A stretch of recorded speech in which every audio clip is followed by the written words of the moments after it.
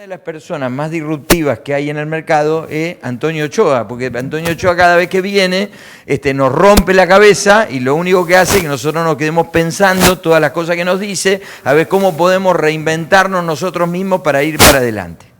Así que yo, sin más, y esto va a ser una constante de todas las clases que yo pueda venir, es generar más contradicciones, es tirarle más cosas de las que vienen del mundo y tratar de entre todos pensar cómo podemos maximizar este resultado, porque para eso estamos nosotros. Así que yo los voy a dejar con lo que considero el maestro de agroeducación, porque él nos abrió el mundo, nos abrió la cabeza y fundamentalmente nos abrió un camino internacional que creo yo ninguno lo teníamos imaginado en nuestras vidas. Así que le pido un fuerte aplauso para mi amigo, nuestro amigo, Antonio Ochoa.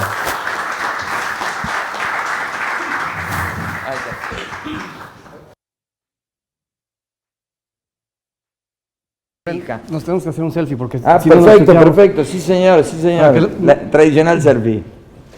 Si no, mi mujer no me cree que vine.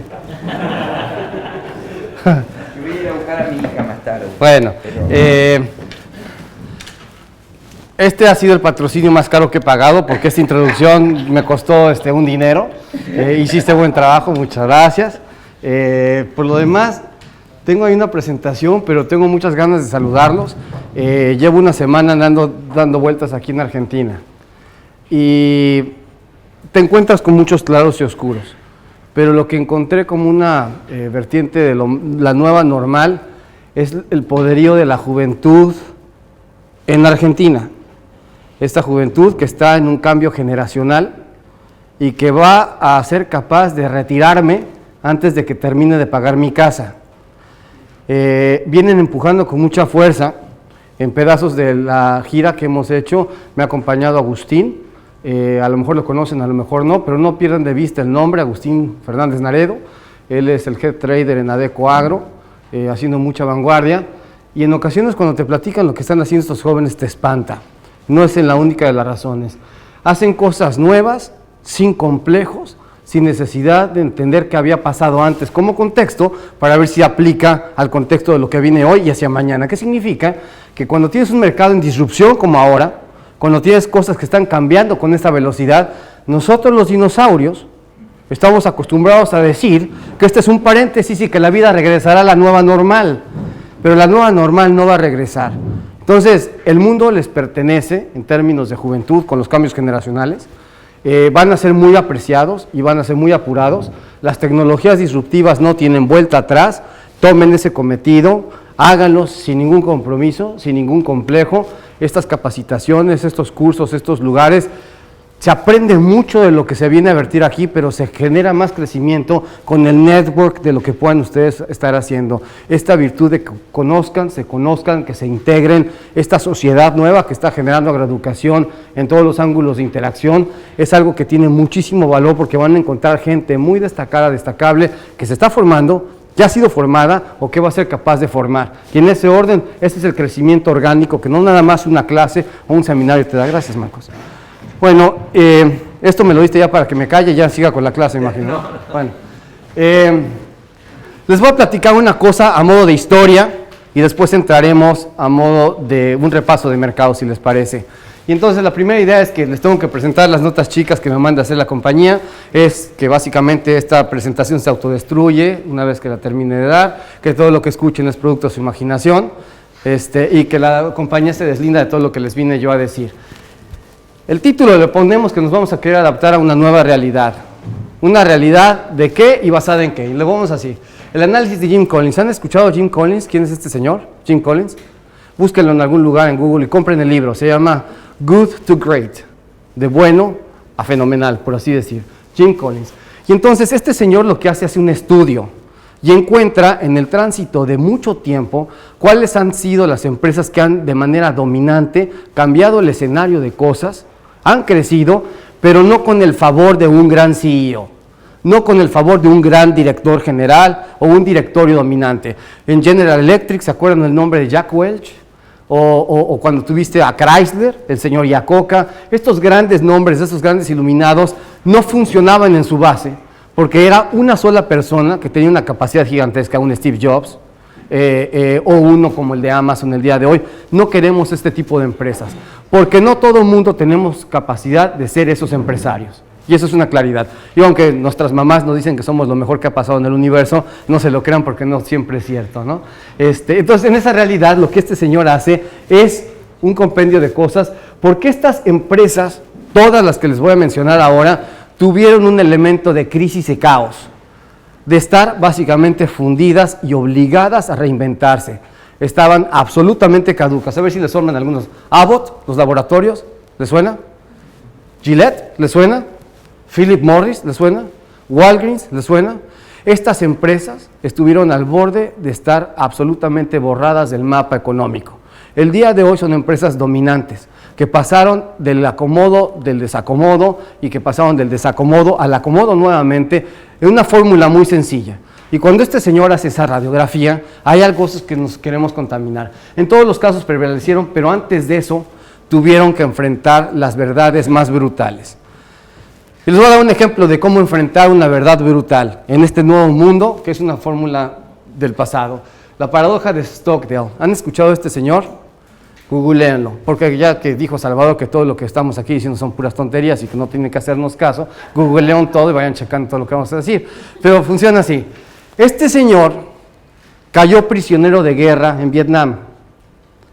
Al ser prisionero de guerra, tenía un rango alto y sabía que iba a ser torturado.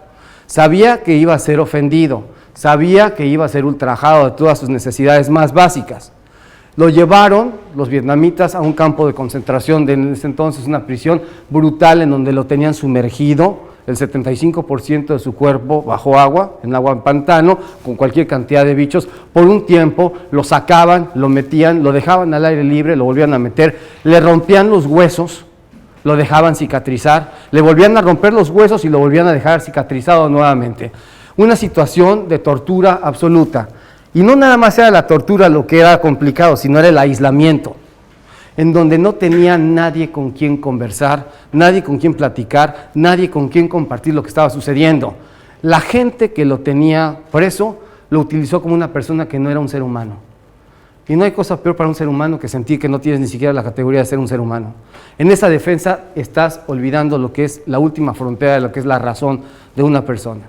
En esas condiciones, en algún punto, en jaulas no encontradas, en donde no se podían ver, sino que podían coincidir en ángulos parciales, alcanzaban a escuchar que también había otros prisioneros de guerra.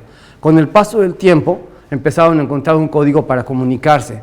Pero el juego era que los que estaban torturándolos hacían que una vez que encontraron que había comunicación entre ellos, porque lo promovían, si llegaban a comunicarse, enfrente de ellos torturaban al que estaba contestando o al que estaba hablando para seguir cortando sus vínculos de comunicación. Aún así el ser humano para comunicarse es bueno, de alguna forma encontraban la manera y seguían hablando. Y decían entre su código, para darse ánimos, diciendo, viene primavera. Yo creo que en la primavera nos salvan, porque aquí el tema del soldado norteamericano es leave no one behind, que significa no abandonarás a nadie, siempre van a regresar por ti, y creemos en esa norma y creemos que va a suceder. Y seguían entusiasmados en eso. Pasaba la primavera y no llegaba nadie. Después, bueno, llegada Semana Santa, para Pascuas estaremos en casa. Llegaba la Pascua, bueno, el día de tu cumpleaños, te rescatarán. Llegaba el cumpleaños, bueno, cuando lleguen las épocas de Thanksgiving o de Día de Acción de Gracias, estaremos fuera porque vienen por nosotros.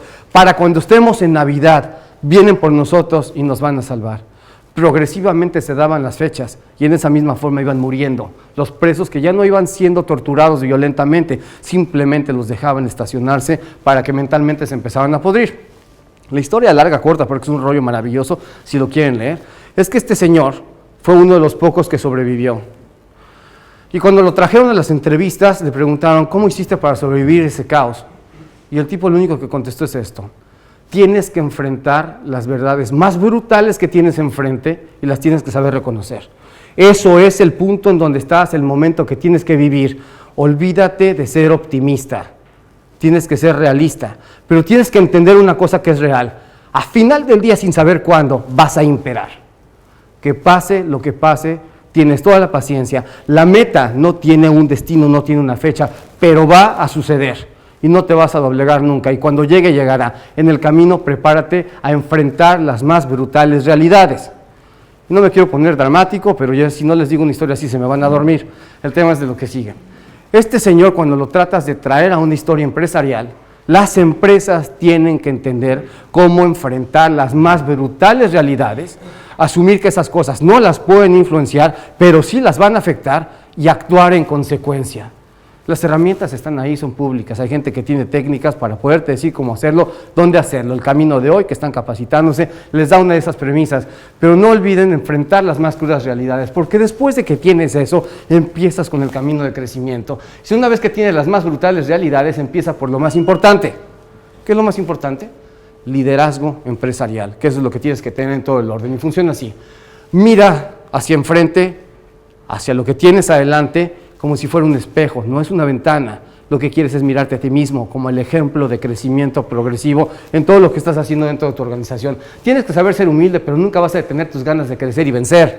El ser humilde te obliga a decir, me puedo equivocar, me voy a equivocar, y no importa qué suceda, en la medida que sepa que mi equivocación tiene un espacio controlado, pero no puedo dejar de hacer nada, porque solamente quien no hace nada no se equivoca. Y en ese camino tienes que seguir midiendo. Mide tus estrategias por resultados, no por esfuerzos. Y esto, como en el fútbol, el que juega bonito no siempre gana. En este caso, tú tienes que ir por resultados. Si no lo mides, no lo influencias. Y si no lo sabes influenciar, no lo vas a poder cambiar. Más vale que lo empieces a medir, porque si no es un efecto tangible, que está bueno para platicar en un café como una terapia ocupacional, pero no te sirve de absolutamente nada.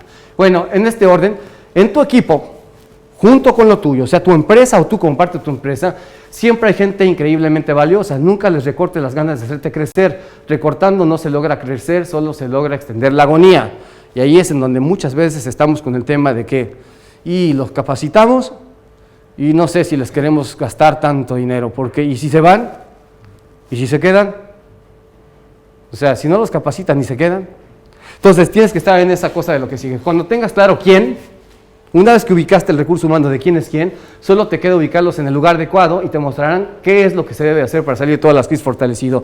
Y ubicas a quién, ponlo en su lugar adecuado, solito te llevan. Sé tú ese eje de cambio.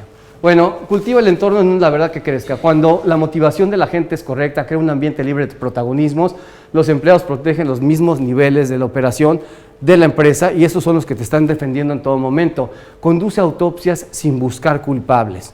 En todo momento vamos a tener problemas y situaciones que corregir que lógicamente empiezan con un error humano. Hay veces que tienen un poquito más de ganas o menos de ganas de hacerlo mal, pero nunca busques culpables. Utiliza la autopsia para cambiar un estilo de motivación importante. Y no motives, elige a la gente que es automotivable en ese sentido. ¿Qué es lo que te apasiona en absoluto? ¿Qué es lo que quieres ser el mejor que todos? ¿Qué es lo que te hace rentable? Y esta es la historia. Ustedes conocen a un zorro. ¿Cómo pueden definir un zorro? La personalidad del zorro, ¿qué sería? Zorro. Bueno, zorra no en este caso. No es eso, pero me gusta tu forma de pensar. ¿Eh? El zorro es astuto, se lo inventa, es pillo, ¿no? No para. ¿Y un puercoespín? ¿Qué gracia tiene un puercoespín? Ninguna. ¿Pero qué hace el puercoespín cuando se siente con peligro? Se defiende. Eso es lo único que sabe hacer. Pero el zorro no importa por dónde le busque, no se lo va a comer. No importa la gracia que tenga, lo astuto que sea, el puercoespín cuando llega a esa zona en donde siente que el zorro está demasiado cerca, se esponja, no se lo come.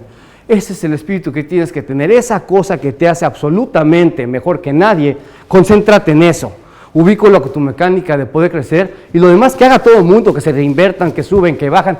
No te compliques la vida, escoge tu estrategia de fortaleza y en esa modúlate para crecer hacia adelante porque te haces rentable. Entonces, la idea es sembrar innovación para cosechar prosperidad. Innovación suena a algo viejo, pero que cada vez se hace más nuevo. Y no le pierdan la vista porque la innovación nos va a llevar a diferentes caminos. Ahora, esta es la parte en donde todo lo que les dije es producto de su imaginación y empieza la que empieza a hacer todo simplemente mentiras a partir de aquí en adelante. Entonces, si esto lo vemos como lo que fue Chicago, y empezamos a hablar de Chicago como el centro neurálgico de operaciones en el mundo, las cosechas llegaban a la ciudad de Chicago y se compraban y se vendían en vivo, con cosechas físicas. Entonces, eran las épocas que se carreaba todo en bushels.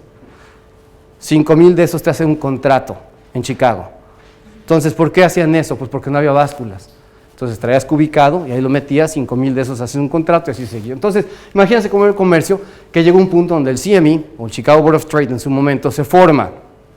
Al formarse, tienes un piso de remates que es contraparte de las operaciones. ¿Por qué? Pues porque se rajaban. Un comprador A le podía comprar al vendedor B. Si el precio subía, alguno se rajaba y de alguna forma quedaba todo a descrédito. Esta institución dijo, ustedes acomódense en el precio. El precio lo deciden ustedes. Pero una vez que se acomoden el precio, yo me voy a encargar de que ese precio se dé. ¿Me das una garantía? Comprador, vendedor, me das una garantía. Y aquí la tengo yo guardada. Si uno se raja, la parte del que se rajó se la doy al otro, con eso compensa, sale al mercado y compra y no tiene problemas.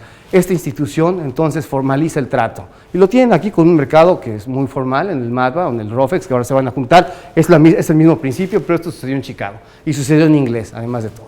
Bueno, el tema es así. Este señor, en su buen tiempo, ¿este es el puntero? A ver, no. El puntero No, bueno, ahí está. No importa. Este señor que ven ahí es el señor O'Brien, R.J. O'Brien, Robert John O'Brien. Y ese fue uno de los socios fundadores del Chicago Mercantile Exchange. Entonces, es la firma para la que trabajo. Este es el espacio noticioso que les dejo aquí para que sepan que trabajo para esa firma. Ya una vez que descargué el comercial y que sepan que saben para quién trabajo, seguimos con esto. Ese piso de remates vibrante que vieron acá, ¿se acuerdan de este piso de remates? Con el tiempo, lo único que le pasó fue crecer. Creció en volumen, en operación. Fue todo lo que sucedió. Hasta que empezó el tema de la disrupción. Empieza la tecnología. Y con la tecnología, ¿qué le pasó a ese piso de remates? Esta es una aplicación que tenemos, por ejemplo, en el teléfono, con la que puedes comprar y vender. Yo con el teléfono celular puedo comprar y vender en Chicago en este momento, ver las cotizaciones, ver mi cuenta, mi estado, todo es así de fácil. Entonces, ustedes imagínense la cantidad de operaciones que atrae un mercado sólido, que tiene certeza, que tiene liquidez, que tiene volatilidad y que tiene acceso electrónico. Entonces, traes agentes de bancos, agentes inversores, fondos, especuladores que les gusta el tema de poder participar, es fácil, es sencillo y lo pueden hacer con mucha facilidad, al punto que esto que era el piso de remates en Chicago, donde se operaban futuros, desapareció. Esto ya no existe más. Quien no lo fue a ver, no lo fue a ver. Lo único que queda es que todo esto se cierra y se consolida en un piso de remates pequeñito. Esas son las opciones de maíz. Este señor que está aquí levantando la mano, ojalá lo hubiera tenido de frente, pero ¿quién ha ido a Chicago de aquí de ustedes? ¿Han visto el piso de remates? ¿Nadie? ¿Nadie? Sí, bueno, lo tienen que ver. Entonces, el operador trae un gafet, ¿no? un gafet colgado. Las 3 letras de sus iniciales y los 3 números para la casa de corretaje que trabaja.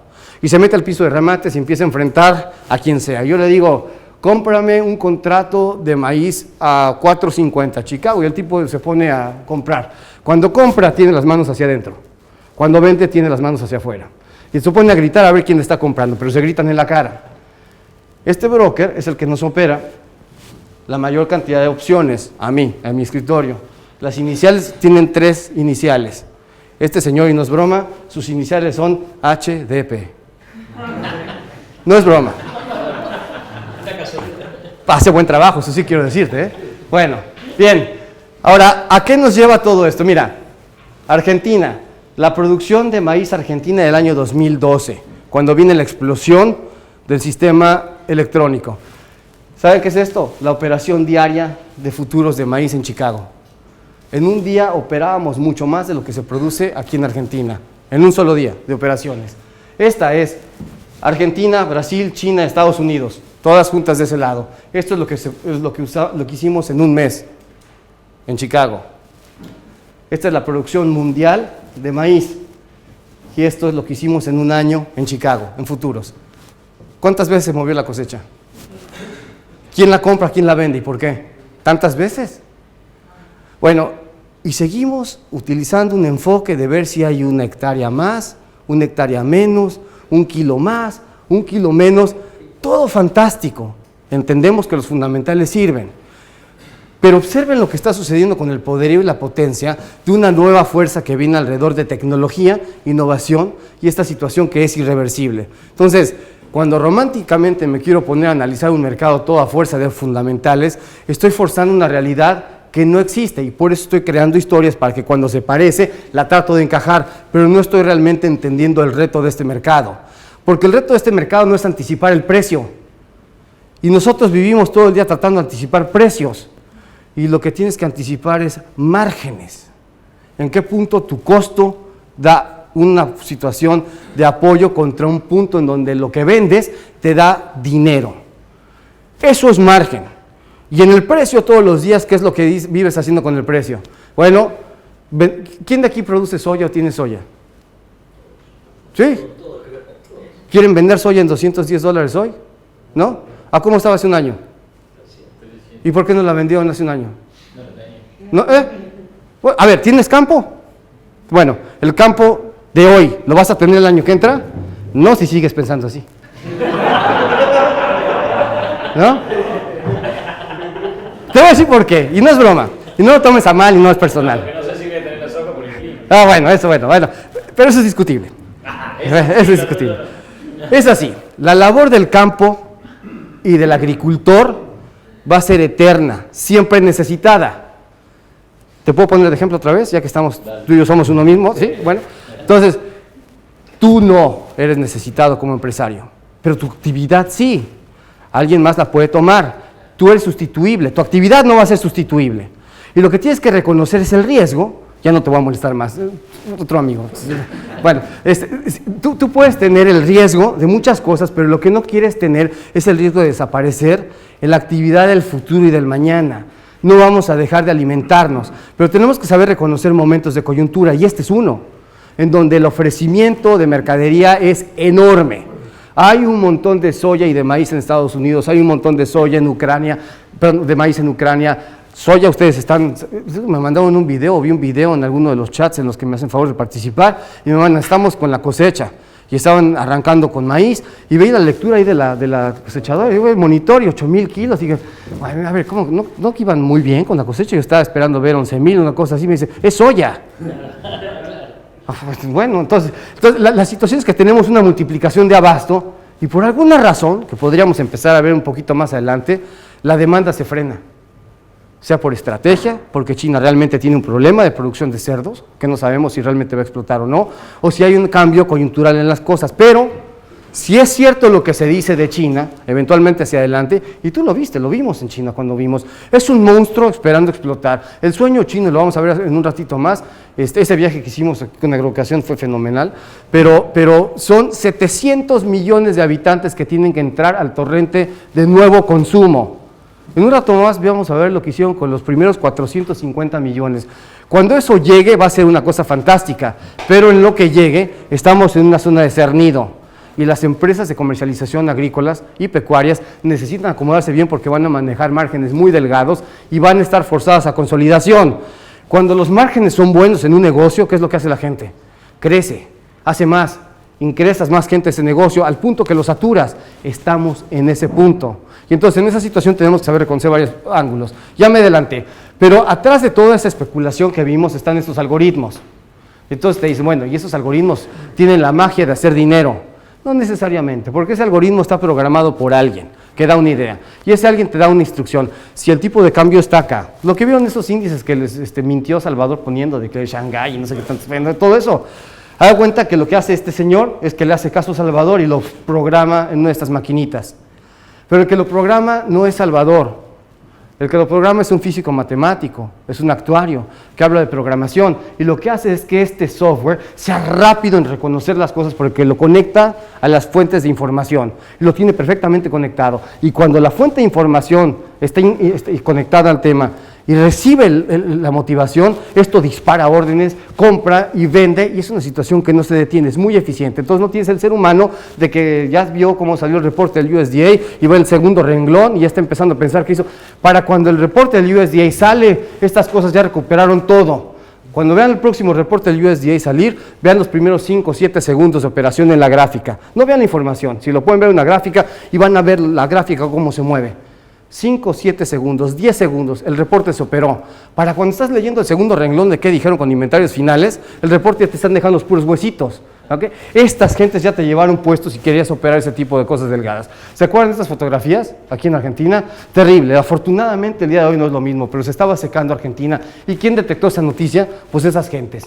¿Y qué hicieron? En un día, este día, abril 20, 1 millón de contratos, en un solo día. 1 millón de contratos son 140 millones de toneladas de soya. En un día, ¿quién compra 140 millones de toneladas de soya en un día?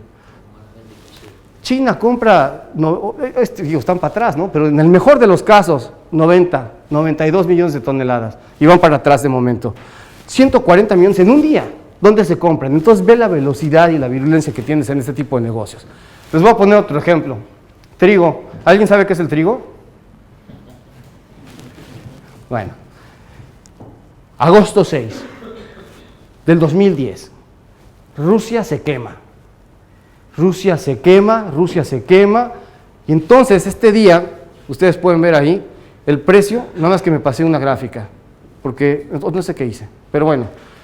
Este día de acá, esto no existe todavía, pero este día de aquí, cierra la frontera de Rusia. Putin dice, no más salida de trigo. ¿Qué hace el mercado en Chicago? Hace un límite arriba. ¿Por qué? Me hablan de, oye, ¿por qué pasó? Bueno, Putin cierra la frontera, Rusia no sale a exportar absolutamente nada más, y entonces los demás países que están en complicaciones de abasto tienen que surtir la demanda del mundo, estamos en problemas.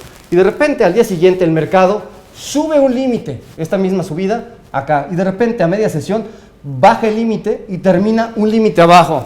Y el cliente me llama y me dice, ¿qué pasó? ¿Abrieron la frontera? No. La frontera seguía cerrada. Y en un día tuviste una variación de precio de este tamaño. Si lo quieres ver de otra manera, subiste, bajaste 17% de precio en 2 días. La pregunta es, ¿el pan aguanta que te lo suban 17% y te lo bajen el día siguiente?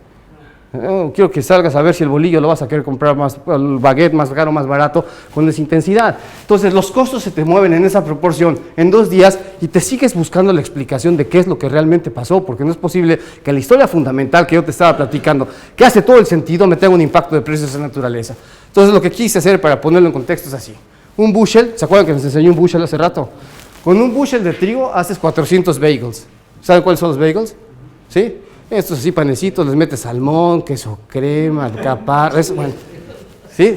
Bueno, esos 400 bagels haces 1000 galletitas o haces 65 piezas de pan de caja para hacer sándwichitos, ¿no? ¿Cómo saben? ¿Pan de miga? Ese. Bueno, los especuladores en ese tiempo, que le llaman el large spec, habían vendido sin trigo ni panificadoras, este equivalente de bagels, este equivalente de galletitas y este equivalente de pan de cajas. Estos señores no tenían necesidad de comprar ni vender trigo, era la apuesta en la que tenían. Cuando el mercado los obliga a expulsar una posición vendida porque empieza a subir, hacen una atracción gigantesca, levantan el mercado y una vez que el mercado se queda sin compradores, empieza a perder presión de compra y se empieza a derretir. Eso en sentido estricto se le llama volatilidad. Y esa volatilidad es algo que les dijo Salvador, que también es una mentira, porque no le tienen que hacer caso, pero dijo que le puso una palabra bien sexy, que ya no me acuerdo cómo, con 4 letras, y que es volátil, y que es deseable, y que está bien buena, y no sé qué tantas cosas dijo, así que estoy hablando de la economía. ¿Ok? Bueno, todo eso. Bien. Y ya rompí la cámara, ¿no? Ah, bueno, me voy a hacer de este lado, porque sí rompo cosas. Bueno, entonces, sí. ¿Podrán los tocinos y jamones cambiar de precio a esa velocidad? La respuesta es no. Entonces, no se les olvida que tenemos 2 palabras para no olvidar en esta charla. Las cosas que son inéditas y hay una disrupción gigantesca en el mercado. ¿Estamos de acuerdo con eso? ¿Sí? ¿Cómo te llamas? Hernán, no estás enojado conmigo, ¿no? Bueno, sí hay detectores de metales por ahí, porque si traes un fierro escondido me lo va a dejar ir. Bueno, entonces, Estados Unidos, para hablar de disrupción. El proyecto de Estados Unidos con Trump, ¿qué dice? Make America Great Again. ¿Cuál es el eje de él? Dice, bajas los impuestos, desregulas, mantén las tasas bajas y tienes que ser disruptivo. Es muy similar a Argentina, ¿no? Entonces, bueno, las tasas, bueno. Entonces, Estados Unidos vive el mundo al revés en ese sentido, vamos a pensar. Si las economías se mantienen con bajos índices de tasas, ¿qué significa? Que el dinero es gratis o barato. Y tú como empresario, ¿qué quieres? Bueno, pues te vas a llenar de crédito. Está bueno, pues está barato, lo quiero hacer. Y me vas a bajar los impuestos. Oye, pues también me gusta la idea. Y además me vas a quitar regulaciones de que si quiero abrir un negocio nuevo, pedirte un permiso más, me lo vas a dar con fluidez y no me vas a estar estorbando. ¿Qué hacen las empresas? Bueno, pues vas a tener que invertir en Estados Unidos. ¿Y qué hacen los mercados accionarios? El famoso Trump Rally. Y empieza a ver los mercados accionarios subir, porque esa es la idea de tener el crecimiento de su proyecto político. Bueno, y después con las tasas, ¿qué sucede? Una vez que tienes esta demanda por dólares, porque las empresas y los nombres empiezan a subir y puedes empezar a contratar más gente y empezar a subir los niveles de vida, ¿qué creas? Inflación. Y bueno, con la inflación el problema es de que la Reserva Federal tiene dos mandatos: mantener la inflación baja y mantener el crecimiento económico alto. Cualquiera de las dos cosas las trata de regular con las tasas. Si hay inflación alta, te levanta la tasa. Si te levanta la tasa, ¿qué le pasa al proyecto de Trump? No te gusta. Entonces, por eso está el golpeteo. No quieres inflación alta. Y se va a buscar, sino ¿quién me está ocasionando inflación alta? Y el petróleo es uno. ¿Qué va a pasar con el precio del petróleo si a Trump no le conviene que el petróleo sube de precio? Todo fantástico en el tema del petróleo cuando empieza a subir, pero cuando a Estados Unidos no le gusta el precio del petróleo, tiene capacidad de hacer que el precio del petróleo baje. O sea, el precio del petróleo no va a ser este efecto de correlación alcista para commodities. Y hay mucha gente que trata de decir es que si el petróleo sube, porque la actividad económica del planeta sube, y tenemos este crecimiento, los commodities vienen atrás.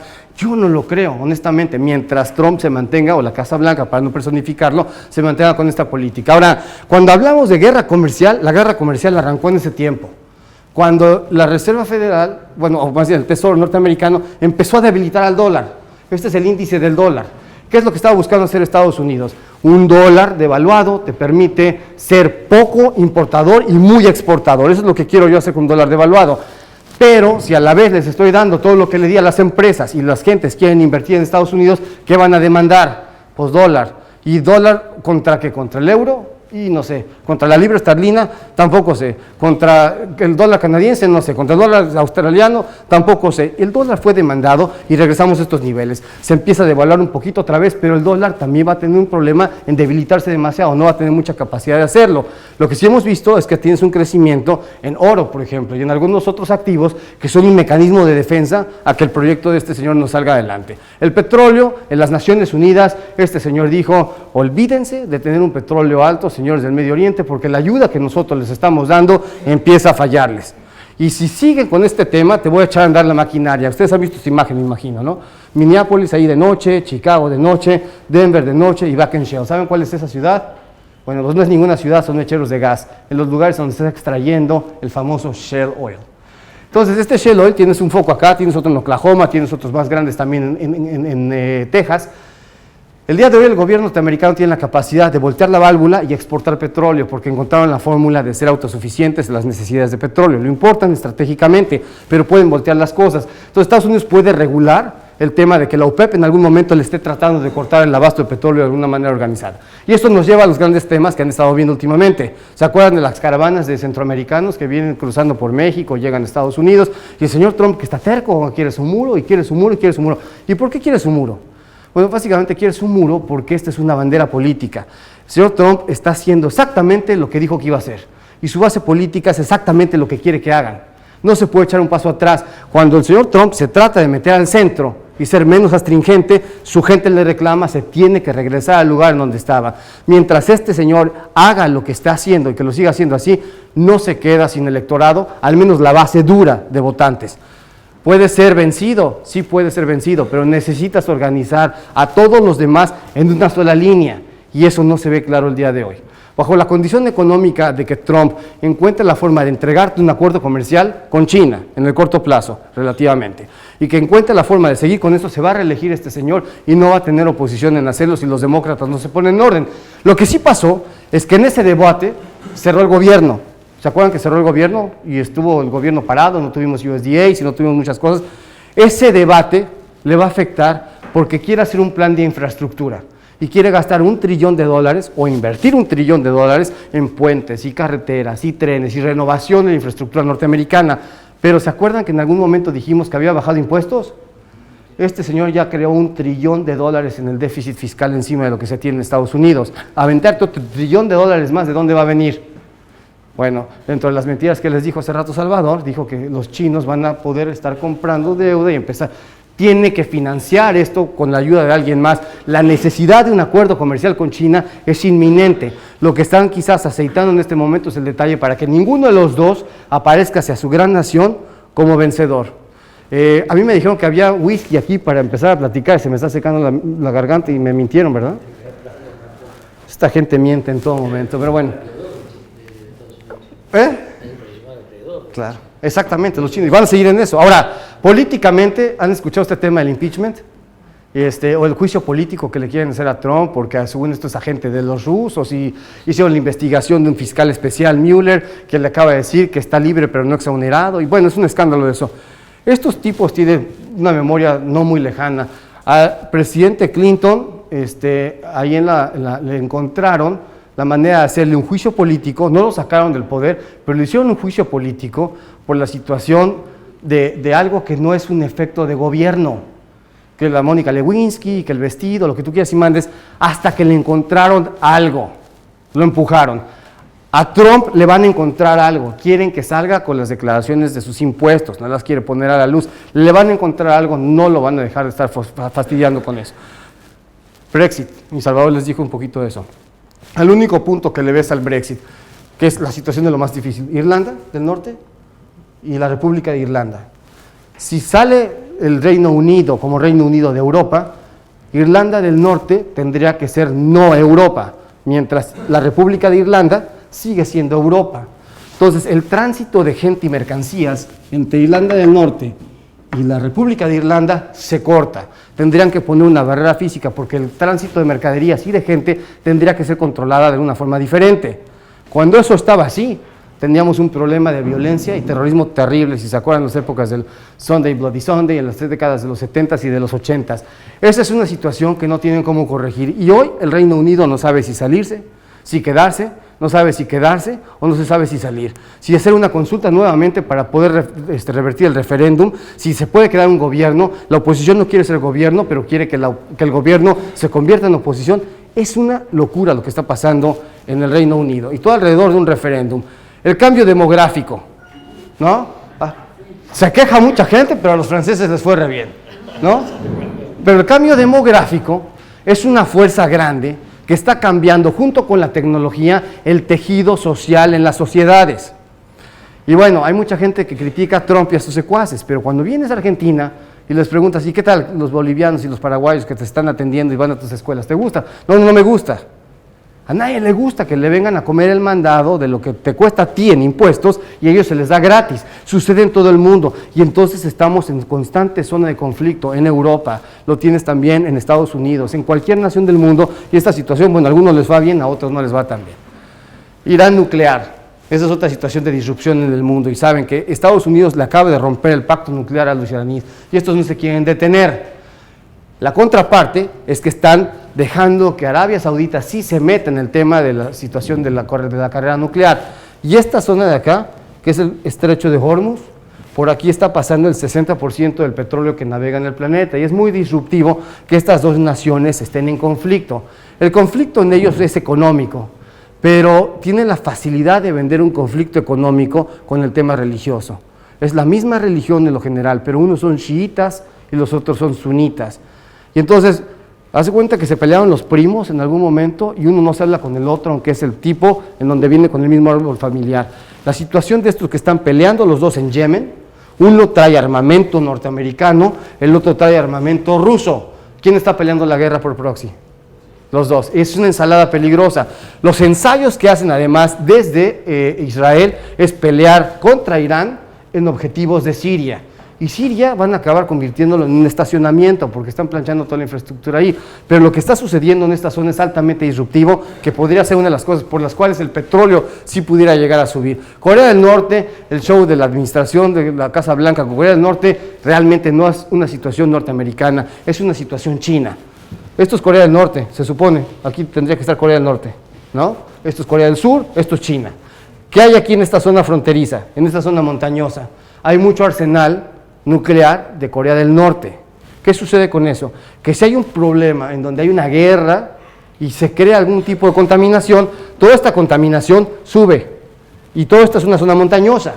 Y cuando llueve, ¿qué precipita? La lluvia. ¿Y a dónde riega? Toda esta zona iluminada por acá es la zona productiva de soya, de maíz, de arroz, de trigo en China. China no puede permitir que en Corea del Norte haya un problema y no puede permitir un estado fallido que haga que esta gente quede expulsada y salga corriendo y se vaya a meter a China. Entonces, la agenda de este tema es China y Corea del Norte. Estados Unidos juega bien el aderezo, pero no significa que ese se vaya a hacer el acuerdo. Corea del Norte va a llegar con esas reglas. Rusia y China, eso sí es un tema interesantísimo de ver. Cada día más cercanos, cada día más estrechos. Harbin, ¿te acuerdas de Harbin? Bueno, pegadito a Rusia. ¿Se puede hacer soya por allá o no? Bueno, están pegados a hacer muchas cosas de abasto. Bye.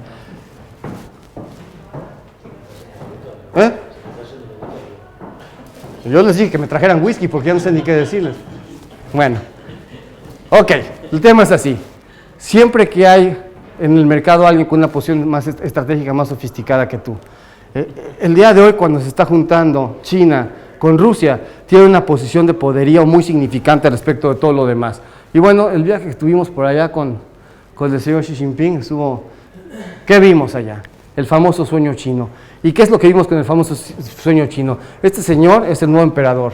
No tiene posición, no le estorba la democracia, tiene un politburo que está alineado a lo que tiene en todo momento, no tiene senadores que convencer, no tiene diputados que convencer, no tiene contiendas políticas que cursar. Este señor es un reinado absoluto, completo, y está generando una red de infraestructura que va a conectar la nueva ruta de seda. No nada más en esta comunicación de tránsitos, sino también de comercio. Y esta situación es algo que es una inversión de hoy en el mañana. Y cuando estamos hablando de una guerra comercial, nos estamos equivocando porque no tiene nada de guerra comercial. Una guerra comercial se arregla con dinero. Y dinero hay para arreglarse. Esto es una situación de hegemonía y de tránsito político, geopolítico, para ver quién se queda con el dominio del planeta Tierra en los años a seguir. Entonces, el sueño chino son 700 millones de habitantes fuera de la línea de pobreza. Llevan 450 millones. ¿Qué pasó con esos primeros 450 millones? Ingreso urbano, creciendo, ¿cierto? ¿A dónde se van los chinitos si existe el ingreso urbano? A las ciudades. Más del 50% de la población de China está en las ciudades el día de hoy. El crecimiento económico, medido en el PIB, ha sido bueno, ha decrecido, pero su economía es más grande. Entonces no pueden seguir creciendo al 10%. La economía es más grande, crecen a menores tasas, pero en crecimiento real es más dinero. La derrama es gigantesca, la línea roja te está hablando de lo que estuvo haciendo Estados Unidos en ese tiempo. Y la producción de cerdos durante este tiempo estaba así. En gris, mundo. China en rojo y Estados Unidos en azul. Bueno, ahora, lo que se dice es que esta línea de cerdos en China, de estar en donde está ahora, por la enfermedad que tienen, se quedaron cerca de los 550 millones de cabezas. Más correcto. Entonces, cuando tienes esta producción caída, ¿qué va a necesitar China? ¿Soya o cerdos? ¿Qué le vende Argentina a China si se los compran? ¿Cerdos o soya? ¿Qué es lo que se necesita? Y entonces las cadenas de suministro están cambiando por muchos afectos, pero tenemos que estar atentos en dónde están las oportunidades. Ahora imagínense bien, si yo les digo que los chinos necesitan traer a 700 millones de habitantes a una situación de consumo masivo y fuerte, ¿qué es lo que va a necesitar China? Encima de cerdos y muchas cosas, mucho alimento, mucha tierra para producir. ¿Qué es lo que menos tiene? Tierra y alimento. ¿En dónde la consigue?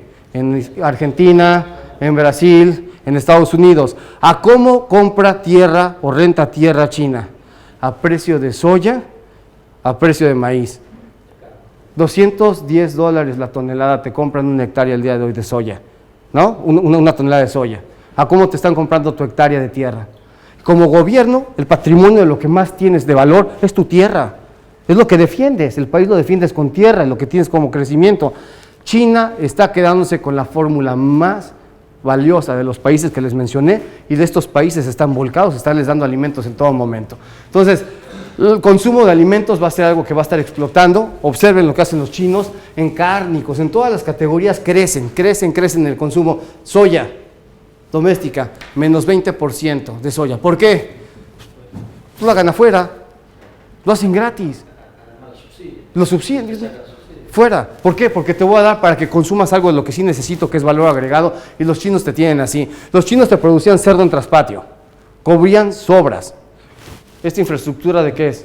Que suban y bajen cerditos en el elevador, la infraestructura está puesta, están invirtiendo allá. Digo, si no tuvieran en este momento el problema de la fiebre africana, estaría hablándose de una situación muy, muy diferente en el consumo de cosas. Esta gráfica nos la dieron ahí, ¿te acuerdas? 2015, 250 millones de toneladas de alimento balanceado, lo que estaba haciendo China. Están arriba de 350 millones de alimento balanceado el día de hoy. Quizás esta cifra está cayendo. Y aquí es el punto interesante de ver. Si a eso del alimento balanceado le bajan un punto de proteína o inclusión de harina, que lo pueden hacer sin problemas, bajan su consumo de soya por 10 millones de toneladas. ¿Cuánto está consumiendo soya el día de hoy China? 94 millones, 84, 85 millones, porque lo van a seguir bajando, cuando tendrían que estar 95, 96 millones. Entonces, ¿qué es lo que más está haciendo el mundo el día de hoy? En términos productivos, soya. Estados Unidos, ya quiero ser breve porque me estoy extendiendo, pero a final del día lo que quiero que vean es el incremento de cosas. China en el año 2000 necesitaba del mundo 675 millones de hectáreas que le producían algún tipo de alimento a los chinos.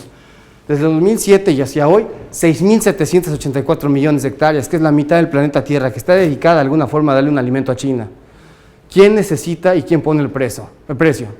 Si realmente los chinos ponen el precio porque lo compran, pero en algún momento, cuando el resto del mundo se dé cuenta que yo soy el que lo tiene, yo sería el que lo tendría que poner, porque para ti no hay nada más caro que lo que no tienes y lo que más necesitas.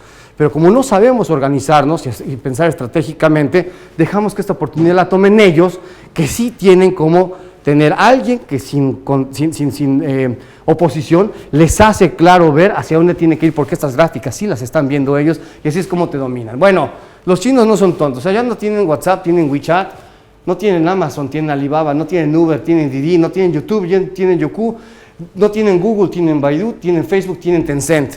La barrera informática está clara, ellos no están occidentalizándose en su forma de pensar, el gobierno tiene perfectamente claro qué permea y qué no permea, el mundo chino es chino, pero de los chinos hacia nosotros sabemos exactamente por dónde vienen las cosas y es muy disruptivo.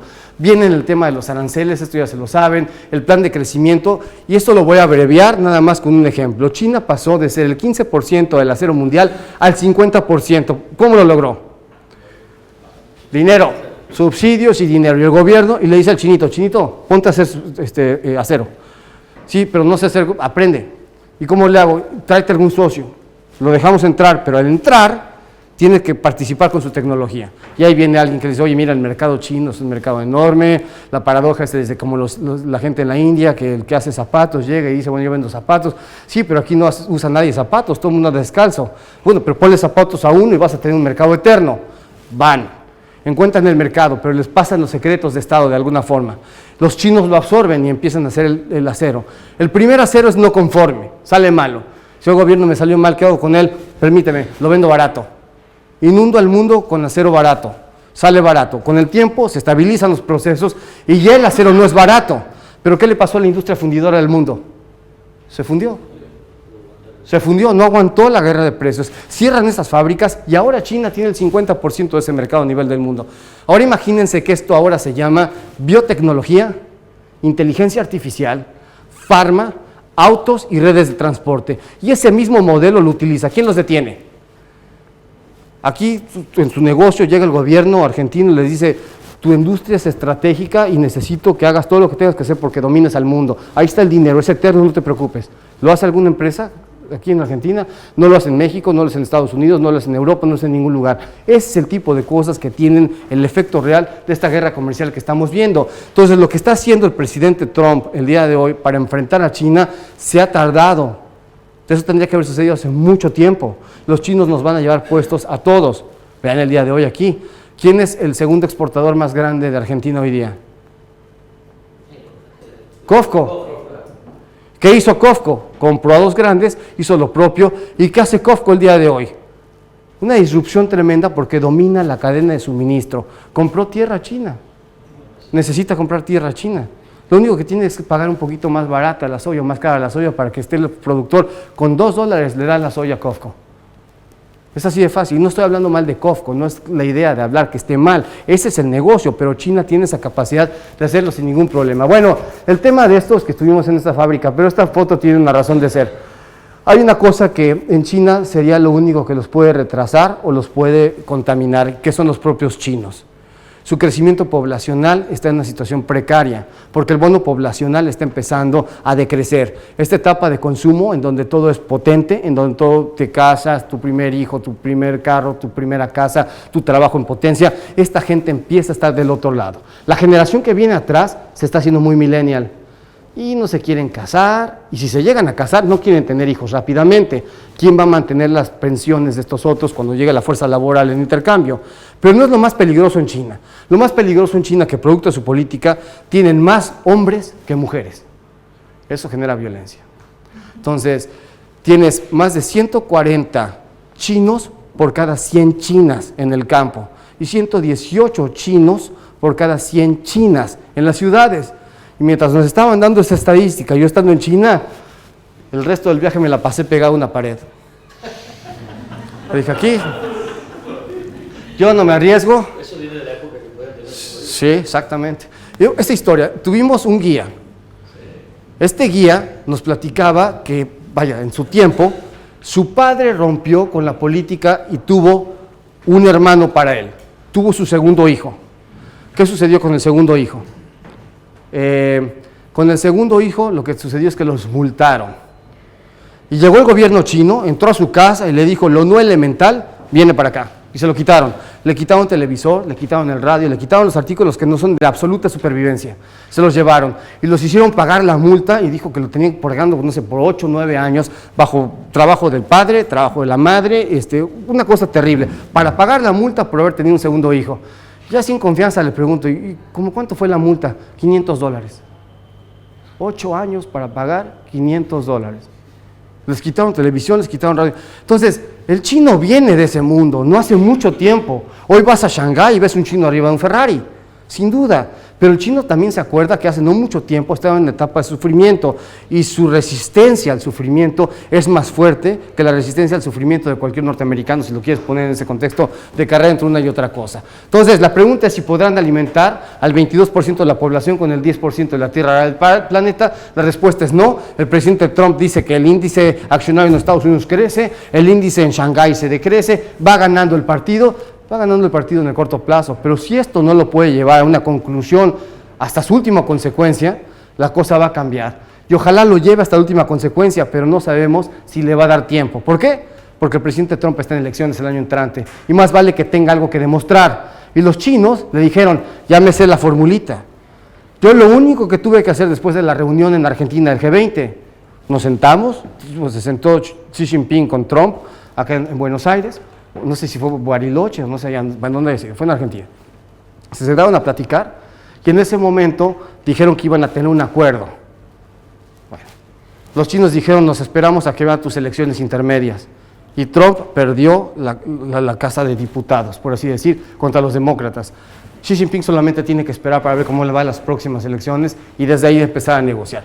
No quiero hacer este tema muy cansado, pero estos son los 4 tópicos más grandes de esta famosa guerra comercial: barreras no arancelarias, Made in China 2025, que es el apoyo a estas 5 industrias estratégicas, ciberespionaje, la transferencia forzada de tecnología, y como les dije, esto no es una guerra comercial, esto es una guerra por la hegemonía política del planeta Tierra. Biotecnología, inteligencia artificial, transportación y farma, una de las fuertes empresas del planeta Tierra. Entonces, lo que hace Estados Unidos, el presidente Trump, es que les pone aranceles a los chinos, pero los chinos le contestan y le ponen aranceles a todo lo agropecuario. ¿Y quién salió lastimado? El agricultor. Es un daño no deseado, pero salió el agricultor norteamericano lastimado. Entonces, tienen la guerra comercial, tienen los subsidios. El agricultor no quiere subsidios porque quiere comercio. Pero esa es la consecuencia no planeada de todo esto. La tierra en Estados Unidos en los últimos tiempos ha perdido fuerza y valor. Con esa pérdida de fuerza y valor, nos damos cuenta que realmente en términos de costos, Brasil produce más cara la soya que nunca.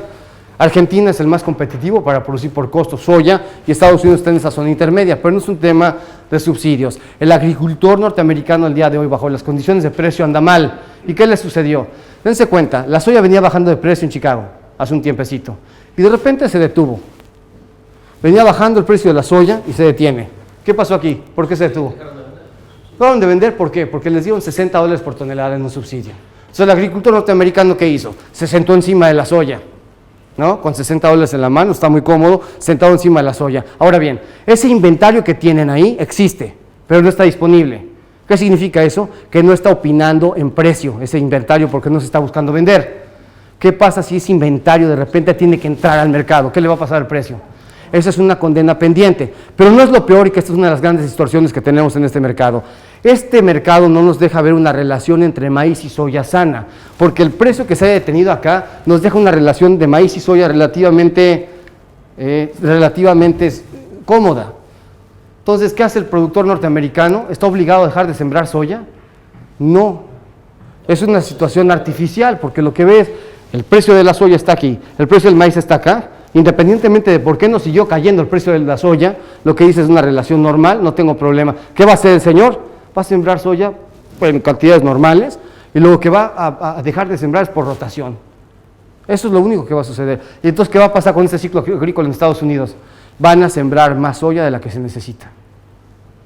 Tengan eso en cuenta, porque cuando estén en julio y agosto y que vengan a visitarnos en Chicago, cuando Agroeducación venga y vayamos a ver Pro Farmer Show y que estén viendo la soya que les llega acá a los productores cuando empieza a caminar y el maíz los está tapando, ahí es cuando se van a empezar a preocupar de qué hacer con esa soya que tienen un exceso.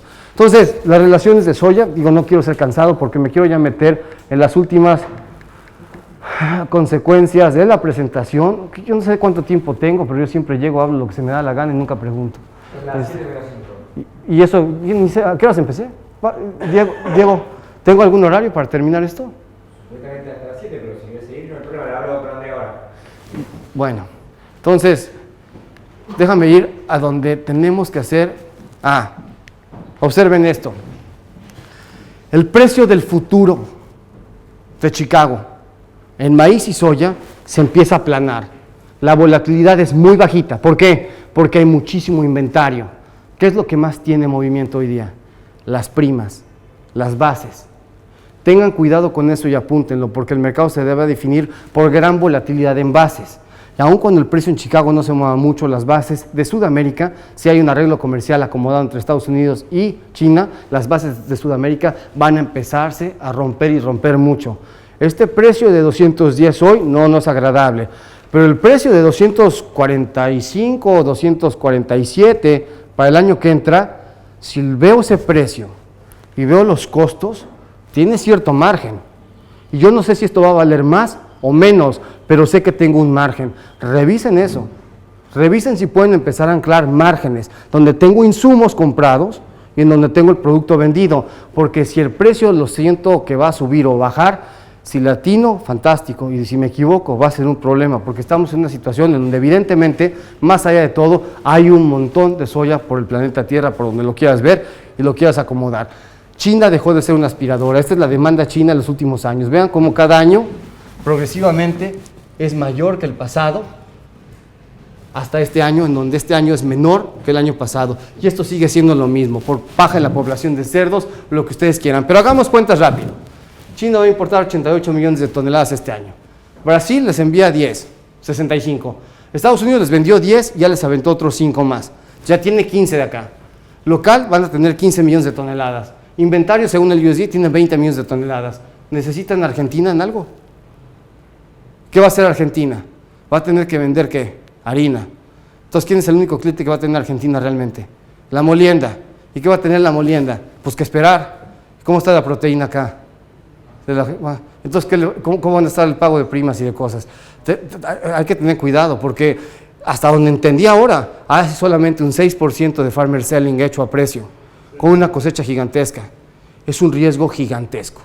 Gigantesco. Pueden tener razón. Yo no le estoy diciendo salgan con pánico y vendan ahora. Yo le estoy diciendo, miren si es un riesgo que quieren seguir acarreando. Y si tienen alguna alternativa para hacer, no se queden sin la soya, pero tengan algún seguro, alguna cosa que les ayude, porque esta situación es de verdad un poquito caótica. Esto está aburrido, esto está peor, esto va a ser así.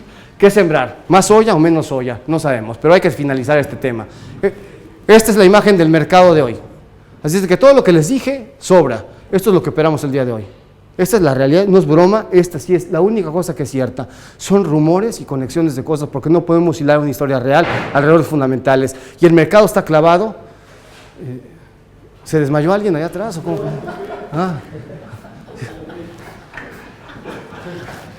Está bien, pues, no es cierto, ese no es el mercado. Pueden decir, sí, el que compra encabezados noticiosos termina siempre vendiendo periódicos. De manera irónica, hay que tener cuidado con muchas cosas. El mercado de momento parece que tiene un techo, no se está queriendo mover mucho donde estamos. Las economías, como bien saben, están amarradas, una cae y la otra cae. ¿Qué significa? Que aunque es necesario que China se contenga, si a Estados Unidos se le pasan las cucharadas, se va a lastimar solo, porque todas las economías están muy acomodadas. Entonces no lo puede presionar tampoco de más porque se autodetiene en esta situación económica. Este señor y sus programas de rompimiento económico no van a ceder, porque ese es el presupuesto que tiene para poder seguir siendo presidente. Bueno, aquí demografía, pero lo que estamos platicando con el agua, observen quién tiene poderío estratégico en el planeta Tierra. 36% del agua, 60% de la población mundial. 26% del agua dulce y el 6% de la población. Si Mark Twain lo que dice, es cierto que dice el whisky es para beberse, pero el agua es para pelear. La pelea del mañana no es petróleo, la pelea del mañana es agua. Y esta zona de acá no ha entendido el potencial de beneficio que tiene respecto de la gente que va a necesitar agua y alimentos el día de mañana. Entonces, si comiéramos nosotros como americanos, necesitaríamos 5 planetas Tierra para alimentarnos a ese ritmo. El uso del planeta Tierra por un año requiere 1.7 años de descanso para recuperarse y no le damos ningún descanso. Eventualmente tendremos que llegar a situaciones en donde les invito a que piensen de manera coyuntural cómo diversificar cultivos, porque el mundo va a necesitar muchos alimentos, pero no de los de siempre. Entonces hay cosas que vendrán en una fórmula de moda en algunos casos, pero los superalimentos hechos de manera eficiente en algún momento tendrán un futuro, especialmente cuando tienes, como en la soya, la situación de mayor inventarios en la historia que nunca habías visto tanto. Y no nada más esto, si esto los divides por toda la cantidad de lo que se necesita, la relación es enorme. 2 veces más inventarios que el año pasado, casi 3 veces más que en el año antepasado, solo en Estados Unidos. Aquí tienen 20 o 22 o 23 o 25 millones de toneladas más que el año pasado, nada más en eso. Y Brasil hizo cómodamente 115 millones de toneladas. La demanda viene decreciendo. ¿Hay soya o no hay soya? Entonces, yo les pregunto si queremos realmente ser alcista soya, porque la única fórmula para ser alcista soya es que a partir de aquí se quede el clima permanentemente nevando en Estados Unidos y no puedan sembrar. Y que una vez que siembren unos cuantos kilos, a partir de mayo 30 no vuelva a llover hasta diciembre del año que entra. Es lo único que podría hacer que la cosa cambie en Estados Unidos como para no cosa. Pero mira, como hablas de diversificación de cultivos, mira lo rentable que te ves con 20 hectáreas de Yogi Berries. Es bastante acomodado. Tecnología, esto ya se lo saben, lo han visto cualquier cantidad de veces, pero mira, tecnología y bueno, ¿para qué quieres un Lamborghini, un Ferrari? Tienes uno de estos, ahí está un Lamborghini, un Ferrari, tienes el imán del campo, eres la cosa más sexy del planeta, pero no te va a durar mucho el gusto. Que la tecnología viene haciendo disrupción continua y continua, vas a llegar a este tipo de mecanismos. Observen lo que hace la biotecnología, 1.4 toneladas por hectáreas de maíz. 11 toneladas por hectárea. ¿Qué cambió? Biotecnología, pura biotecnología. Peso a 56 días de los pollos, en 57, 78 y 2005. O sea, dense cuenta lo que está haciendo la biotecnología. Y nuevamente, si China decide que la biotecnología es una industria estratégica y le va a meter dinero y van a controlar este crecimiento, ¿cómo le vamos a hacer para defendernos de que ellos sean la vanguardia en este tipo de cosas, en las disciplinas que tú te quieras imaginar? Entonces, es lo que es disruptivo con los chinos. 5 libertades que ya se las saben: libres de hambre, sed y desnutrición, libres de miedo y angustias, libre de incomodidades físicas o térmicas, libre de dolor, lesiones o enfermedades, libre para expresar las pautas propias de comportamiento. Y esto no es lo que yo le llego a pedir todos los días a mi mujer, que así me trata en mi casa. Esto es teóricamente para los animalitos que ahora son zapatistas, porque ahora quieren tierra y libertad. Entonces, las gallinitas no pueden estar nada más metidas en una jaula, el puerquito tiene que andar suelto. El problema en el mundo es el siguiente: hay una masa crítica de gente que tiene mucho dinero que puede pagar esto, pero estos sistemas no están para alimentarle a toda la otra cantidad de gente que no tiene tanto dinero que los van a dejar sin comer. Esa situación de polaridad y polarización es una complicación bastante grande. Estas empresas están poniendo que no quieren antibióticos en sus comidas. Estas empresas lógicamente hacen contratos de largo plazo, están dominando el planeta. Este tema de los drones, de la inteligencia, en donde llega un dron y hace una aplicación inteligente, cada día se va a multiplicar para cosas mucho más específicas. Cuando estamos hablando de clima, ya se sabe en esta imagen, es un tema eterno. Está hablando del baby shower, que si es un año niño, que si es un año niña, no sabemos nunca qué termina la cosa. Este año teóricamente es niño, pero observen esta imagen y ya con esto los dejo tranquilos y tranquilas. Esto es la imagen de humedad, subsuelo, en febrero 26 de este año. Esta misma imagen el año pasado. Observen cómo hay cierto grado de sequía en el Midwest el año pasado. Esta imagen y esta imagen se parecen un poquito, más o menos, ¿no? Pero podemos ver un Midwest muy limpio, muy lleno de agua, un Midwest muy limpio, muy lleno de agua. Esto fue marzo 1 de 2016. ¿Y qué pasó ese año? Maíz, 8% por encima del rendimiento medio. Soya, 13% por encima del rendimiento promedio. Si siembran este año o no siembran este año, no lo sabemos, pero no se olviden que este año Argentina arrancó con una cantidad impresionante de agua en algunos lugares. Yo todavía tengo imágenes donde subían drones y tal, y veías, o volaban algunas avionetas, y veías que era como que el reinado de Noé y de Aquaman, y todo estaba pero negado y tapado de agua. Misma historia que lo que tienes en Estados Unidos, y vean cuántos kilos de cosas están sacando el día de hoy. Entonces, más allá de todo, yo podría seguir hablando por un rato más, pero no creo que sea prudente. No, estamos todos fascinados, pero No, ya, mejor me bajo del volante porque me están viendo ya feo. La idea es así, que darles las gracias, es un recurso de que estamos aquí constantes presentes, un honor participar, y pues no tengo más que decirles que muchas gracias.